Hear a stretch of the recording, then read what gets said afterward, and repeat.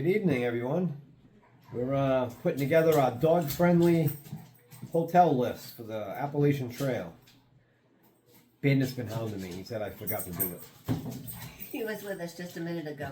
He wanted to be in the video, but he left. So we put down every hotel, motel, hostel that we stayed at that was dog-friendly. Basically, what dictated our stay was being able to get to a supermarket instead of a gas station, because the gas stations did not have the dog food that we needed. So we pretty much tried to time it to that. If there was bad weather, we searched out a place that was dog friendly. Here he comes. Ooh, he didn't want to join us. Right? All right, buddy. We're going to do your list, okay? You say hi to everyone? Turn around. There you go. All right. He can't say hi. All right. So I'll start things off with, Amicalola Falls. We stayed in a cabin. Those were dog friendly. Well, some of them were. And don't use the website, call them, because the website didn't show any rooms at the lodge, but the lodge also had dog friendly rooms. And the guy said to call, so. Yeah. So in the future, I would call if I was going back there again. That was a very nice place. Expensive, but very nice. It was a good way to start, too. We started right, we walked right out the door, and on the trail we went. Yeah, we were right across from the approach. That's Beginning right. of the approach trail. Yep. All right, and then further on down the line, such as Georgia. That was Kennedy Creek Resort. Yeah, we had to get off there because there was some severe weather coming Severe in. weather was coming, below zeros. Thunder, lightning. Rain, freezing rain, snow, ice. We had it. But it turned out to be really nice. They had individual bunk houses for you. Yep. As well as they had a regular bunk house up top where they had their washing machines and everything. Had a little restaurant there. Yep. No resupply there. You had to walk down Yeah, it was a half mile, 9/10 of a mile. Yeah, there was a gas station down the bottom of the hill. But we were only a few days in, so we weren't really ready for a resupply yet. A big resupply, anyway. Just a couple things. And then down from there, we went to Helen, Georgia. Helen was one of our favorites. That was the Riverbend Motel. They were dog friendly. And the whole town had to be dog friendly. They were awesome. Everything there was dog friendly. And that made Bandit a happy camper. Yeah, you're in the frame now, okay? He's like, get my good side. That's right. He wanted to go to makeup. We wouldn't let him. Oh, jeez. All right, so all of those we were able to. If you go on the Far Out app, people always put comments in for shuttle drivers. Or somebody around always knows a shuttle driver, and you can get shuttled right over. Yep. Because those two we needed shuttles for. And then after that, we went to Franklin, North Carolina. I think we came down Winding Stair Gap. For that one, yeah. So I think so. There's many. I'm not listing where we got off at. I'm just listing the town because there are a couple road crossings where you can get off to get into a town. So in Franklin, we stayed at the Sapphire Motel. It was the only dog-friendly place. So if you have to go there, that was it. It was all right. Bandit's getting excited just thinking about it. He's trying to sit in our laps. You're a ham, buddy. Yeah, so good job. He's always moving the camera. It's all about you, buddy, right? All right. So this is gonna be short too. We're only gonna do half the list tonight. Yep. So Franklin, we got to downtown Franklin. We resupplied and we stayed at the Sapphire. Oh, thank you, buddy. Oh, thank you very much. Yes. Oh my goodness gracious. Okay. Sapphire was good because it was dog-friendly, but there are a lot of options. Or there weren't a lot of options for a dog-friendly in that town. That was really it. All right, you. Come on. Oh. You're not a lap dog. All right. And then after Franklin, we went to the Knock. Stop. And that was pretty much self-explanatory because you're gonna walk right into it. You're gonna walk right into it. You can't miss it. And we stayed in a cabin bunkhouse kind of thing. There was a bunk bed in a cabin, was a whole building full of cabins with bunks in it. That place was pretty decent. And they had a little bit of a resupply there. Yeah, they had the general store, which was, you walked right past it. They had just about everything that you needed, except for dog food. Except for dog food. That's what I'm saying. Everything had to get dictated by a supermarket. Yeah. So that's what you always have to look at the AWOL guide. It's the only way we could really find that. And then after the knock was Fontana Dam. All right. So yeah, after the knock was Fontana Dam. That's another one. You walk right into it. Right into the Well, you walk right into the Fontana Hilton, yep. which is a big shelter that's at the dam. And then there are shuttles that'll come in and pick you up. They'll come in, I think at the top of the hour or several times during the course of the day. Right. They'll shuttle you up to where the stores are. We took the shuttle up and we stayed at the Fontana Village. Right. And they had the lodge there and a whole restaurant inside. It was really nice. Yeah, and there was 2 stores to resupply at. A little expensive, but it's convenient. It's right there. And they were dog friendly. And that's where a bandit got picked up by Standing Bear. Yep. So we could get through the Smokies. So then the next one would be Standing Bear.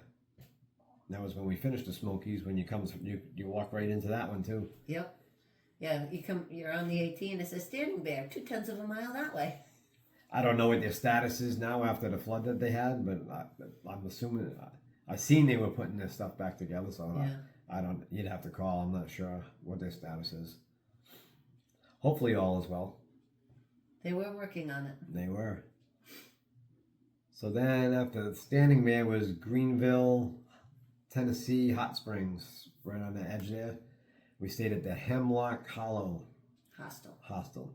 We stayed at the Airbnb cabin in the back. That they had, yep. We were next door neighbors with the Southern Cookie lady. But we got picked up in Hot Springs because there was nowhere to stay.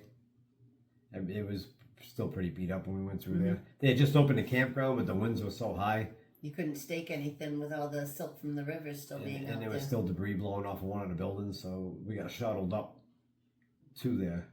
And then dropped back off. Then they just dropped us back off where they picked us up. Yeah. But you could have, if I had thought about further. it, could have just walked to it, and it would have picked us up basically where we stayed. we crossed right by where we were staying, so I think it was 1.5 miles down the dirt road. They'll pick you up for free there. They charge you to pick you up in Hot Springs, but they pick you up for free there because it's kind of on their property, not on. Close right enough. On the edge. It's close enough that they come and do it. Yeah. Next one after that. We went to Irwin, Tennessee. Irwin, Uncle Johnny's had just opened before we got there. We got lucky with that one. We did get lucky with that one. Yeah. And they had a big resupply there too. Yeah. We got a bunk room that had 4 bunks. Yep. They were dog friendly and we were the first ones to stay in those rooms. Yeah. They had just opened up the supply shop, so we were able to do our resupply. Part of our resupply right there on site, but they also did the shuttles over to the grocery stores so we could go and get Bandit's food. That's right, they did do shuttles. Yep. So that worked out good. And that one you walked right into as well. And that's when they had the shuttle across the river. From the Wahoo. From the Wahoo people. Yep. Then Hampton. We stayed at a couple places. That was a crappy weather week. That was a rough week. So we got picked up by the Braemar Hostel Castle. And we spent the night there. I'm not sure. We might have even zeroed there. We zeroed there too. Yeah, we zeroed there. But when we stayed there, we were in town. So we could walk wherever we needed to go. And it was still kind of crappy out when we were leaving. But we took a day and left. And walked further up. Still the same town. And we went to Boots Off Hostel. And I think we spent 2 days there too. And they shuttled us back into town for resupply. And dinners. Yeah. Yeah. That was really nice. Boots Off was really nice. Boots Off was awesome. They have bunks, they have individual tent sites, they have individual shelter sites, and then they had some really nice glamping tents. We had those. We had both of them. One night, one the next night. That was a good time. And then from there we made it up to Damascus. For Damascus we just walked right through town. And the Broken Fiddle is where we stayed. You got to walk right by it anyway. You when you get up to the top of the street, they're right there at the corner. Right there at the corner before you take your right to continue on the trail. Yep. So we stayed there. That was a good stay. And they let us borrow bicycles. Yeah, rental bikes to go to the grocery store. Yep. So yeah, they didn't charge you for it. You could just use them. So that worked out well. Yeah, it did.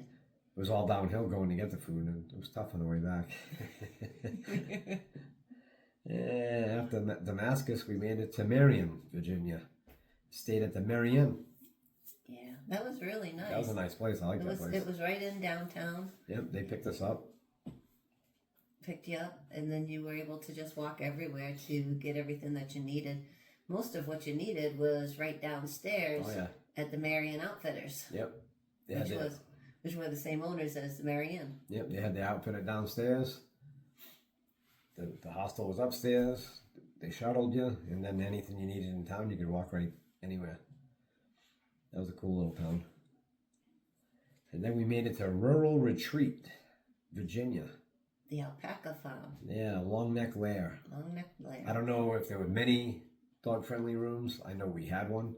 The private rooms were dog-friendly. I just don't know how many private rooms they had. Yeah, they had a couple private rooms, but the bunkhouse itself was not pet-friendly. Yeah, when you get into that town, you're doing a road walk anyway. You got to take your road walk, and then you take a left to continue on the trail. But if you just continued a tenth of a mile up the road without turning, it was right there. So it was easy to find. Mm-hmm. We didn't really need any resupply there. But there was a couple gas station markets. You could get some small stuff. And if you came in on the right days, there was a barbecue restaurant. Yeah. We missed it. We had the Mexican at the gas station. That's right. Then from there, we made it to Bland. There's a couple of places in town that they would pick you up along the way. Yeah. But that was at the Big Walker. Big Walker Motel. Circle K gas station across the street, and the market was about a mile and a half down the street. That was a nice little town. Very pet friendly. Yep. They were really good. Then we made it on up to Pearsburg, Angel's Rest. That one we tented in there on their property because all the rooms were full. That place was awesome. Yeah. Yep. There were other dogs on site, and people all up and about, and yep. As long as you keep your dog on a leash in these places, some of them don't care, but most of them you just keep them on a leash or keep them with you. Yeah. And everything's good there. You didn't have to get a shuttle to get resupplied, and the market was right, literally on the other side of the woods from the. They had their own Blue Blaze too. The market. Yeah, like a little quarter of a mile. And this was the first time that we actually had a tractor supply where we could get different types of food other than supermarket food for the dog. So we were able to pick up his actual food that he usually ate when he was at home. Yeah, dog food dictated most of this list. Mm-hmm. Because a lot of those places, when you went through those towns, a lot of the famous hostels that you hear about, it wouldn't do me any good, even if they were dog friendly, because there was nowhere to be a gas station market down the street, and I'm not paying for a shuttle to go 20 miles to go get dog food. So we let that dictate it. Yep. That pretty much took us where we needed to be. Then from Pearsburg, we went on to Daleville/Troutville. They like border, they're right up against each other. We stayed at a Quality Inn there. That was a cool little town. That's where I finally got shoes. Yep. First time. Yep. I'll pause that a second. Yeah, so we stayed at the Quality Inn in Daleville. Picked up that's when I first switched from the Topos, the Ultra Ventures, and I got the Traverse. That was also the one where you really wanted to take the Uber, even though it was a half-mile walk or a mile walk. Where you were walking was a little sketchy because of the highway. Yeah, the bridge abutment had you about 6 inches into the road as you're coming by with the tractor trailers. It was a little rough when we walked in. We took the Uber the other times. But the hotel was great. They had lots of areas to walk the dog, to keep him entertained, lots of areas for us to sit outside with him. And again, as long as you had him on leash, you could go everywhere but into the breakfast areas. Yeah. Yep. So I was there, and then we went to Waynesboro, which would be the beginning, right before you get into the Shenandoahs. Yeah. we had a shuttle driver pick us up at the hot dog stand right there on the side of the Exactly. Trail Angel picked us up. And she took us into town, and we stayed at a Quality Inn there, and again, everything was right there in town. Yeah, there was a Walmart. Then that was a little different because they had a Walmart grocery. Yep. And then if you went another mile up the road, there was a big Walmart supercenter. So we were fortunate. We just had to go to the grocery area. Yep. And that was only 1/10 to 2/10 of a mile up the road from us. And they had restaurants and everything you needed. Yeah. All right. Well, that's half the list. I figure we'll just do it in 2 videos to keep them short and sweet. But yeah, hopefully this helps anybody out. Especially you got to figure people are getting ready to head out next year. So hopefully I'll get this out in time, and I don't know, another week or so we'll get the other half of this out, and we'll see what we do along the way. You got anything? No.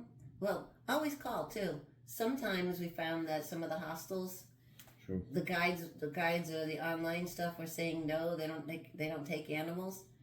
But then you talk with somebody and they're like, oh yeah, or a shuttle driver and they're like, oh yeah, I've brought people there with animals before.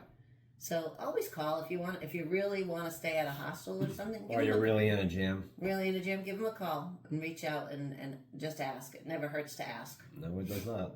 Worst they can say is no. Right? Just show them the little puppy face. They'll love it. All righty, that's it for today. We'll do part 2 coming up. All right. Peace.